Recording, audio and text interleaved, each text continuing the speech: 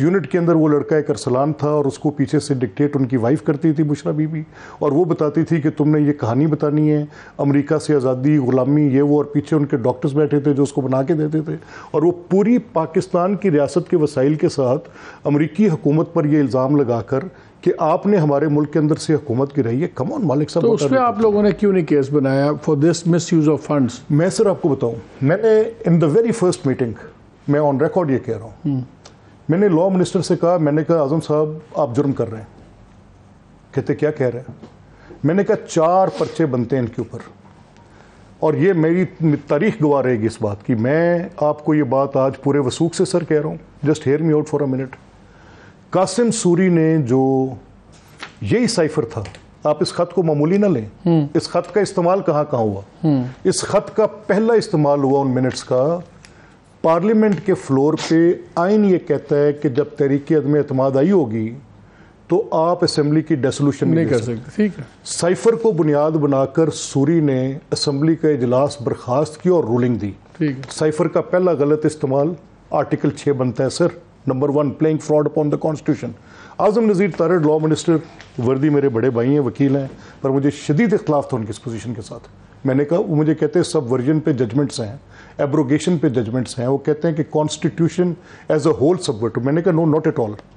वो उस सूरत में है जब किसी कॉन्स्टिट्यूशनल मैकेनिज्म की बात हो रही, जब आप कॉन्स्टिट्यूशन में फ्रॉड प्ले करके पूरी की पूरी असेंबली को तोड़ रहे हैं, प्रेसिडेंट उस एडवाइस पर अमल कर रहे हैं।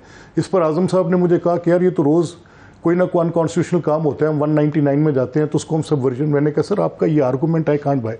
मैं स्टीरियोटाइप टिपिकल लीगल आर्गूमेंट जो कि 199 की जुरिस्डिक्शन में मिस यूज़ ऑफ अथॉरिटी का, मैं उसकी बात नहीं कर रहा। मैं ये कह रहा हूँ कि कॉन्स्टिट्यूशन की तबाही उतार दी इन लोगों ने। ये सिर्फ ना कि आप कह रहे हैं कि एक्शन सब मिसयूज बहुत बड़ी स्केल का था कि आप असेंबली उड़ा रहे हैं, आप असेंबली उड़ा रहे हैं, और आरिफ अलवी उस पर एक्ट कर रहे हैं, इमरान खान उस पर एडवाइस भेज रहे हैं, और बेसिस क्या है? ये साइफर है। तो मैंने इनसे ये दरख्वास्त की थी प्राइम मिनिस्टर की मौजूदगी में, in presence of so many other PDM and allied parties. तो अब इस पे अब व्यू पॉइंट बदला है? नहीं सर, देखिए हुआ क्या उसके बाद फिर ये, मैं आपसे एक बात करूं, उसकी कंटिन्यूटी तो देखें ना।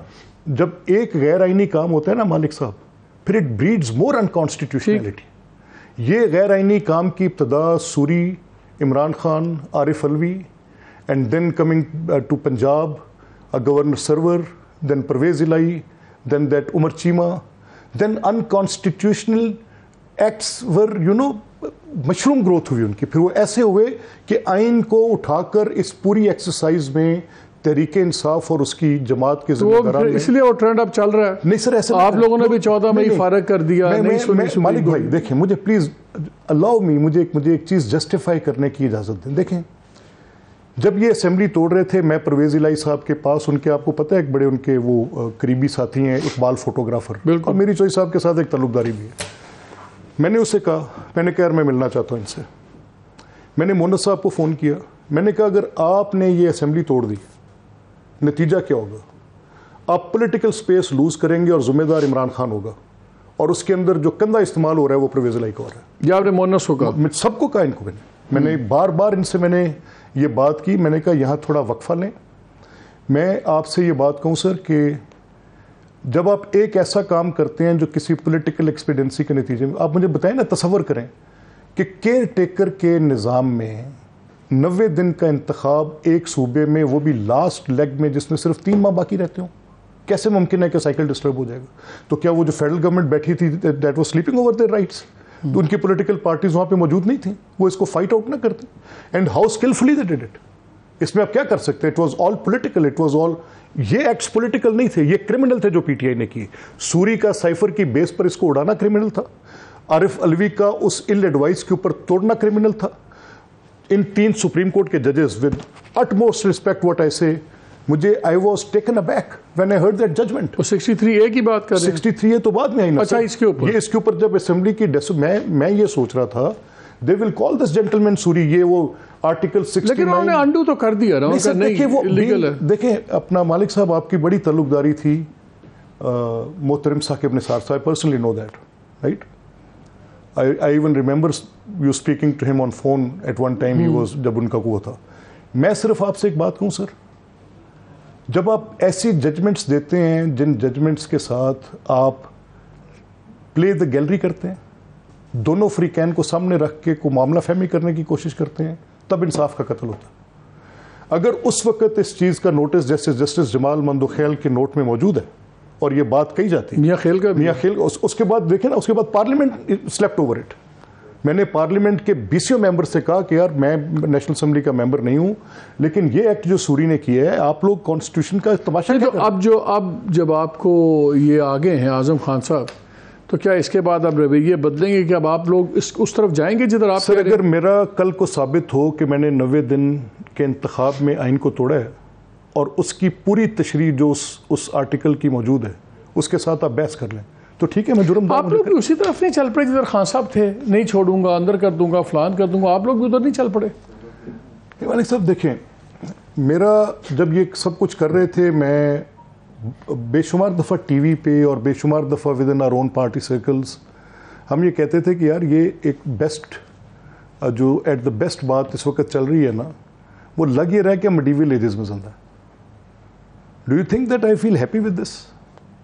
میں جب اپنے آپ کو دیکھتا ہوں کہ میں ایک پولیٹیکل آدمی ہوں. چلیں آئی گیٹ دیٹ. اب ذرا ادھر آ جائیں، مجھے یہ بتائیں، مجھے پتا آپ اس پہ it's got nothing do with you, لیکن آپ کیونکہ لائر بھی ہیں، یہ جو میری اطلاع ہے کہ مجھے یہ پتہ لگ رہا ہے کہ ایک یہ ہو سکتا ہے پاسبلٹی کہ جو مرضی بیان دیں رانا ثناء اللہ صاحب کے، جو مرضی باقی کے، اس کی لاجک بھی سمجھ آتی کہ آپ یہ تاثر نہیں دینا چاہتے کہ آپ کوئی الیکشن اوائڈ کر رہے ہیں، آپ تیار ہیں الیکشن کے لیے. کیا کیئر ٹیکر گورنمنٹ اگر یہ council of common interest approve کر دیتی ہے سینسس کو، آپ لوگ نوٹیفائی نہیں کرتے، کیا کیئر ٹیکر گورنمنٹ یہ نوٹیفیکیشن ایشو کر سکتی ہے؟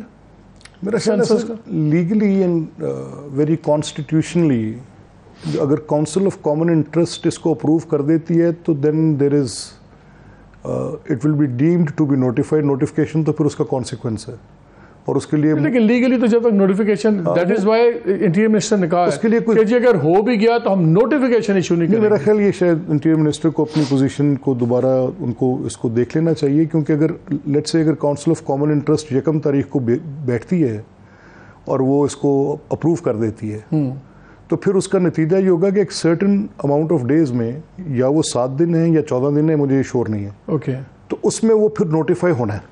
یہ تو لا ہے، وہ مینڈیٹری ہے. اوکے، سو یہ میری پوزیشن یہ ہے، مجھے نہیں وہ ٹھیک ہے نا. اگر آپ پہلی یا دوسری کو سی سی آئی ہوتی ہے اور آپ لوگ 8 کو نکل جاتے ہیں تو ٹیکنیکلی آپ اس 7-8 دن کی قدغن سے نکل گئے. بھی ایسی بات ہو تو پھر تو وہ because I am not part of this census thing, مجھے اس کی ڈیٹیلز کا نہیں پتا، لیکن جو آئی کوڈ فیل دیٹ وہ یہ ہے کہ وہ تو پھر 4 ماہ کم از کم ایڈ ہو جائیں گے. پھر ہاں دیکھیں، میں مالک صاحب چاہتا ہوں کہ انتخابات پھر فور ہوں.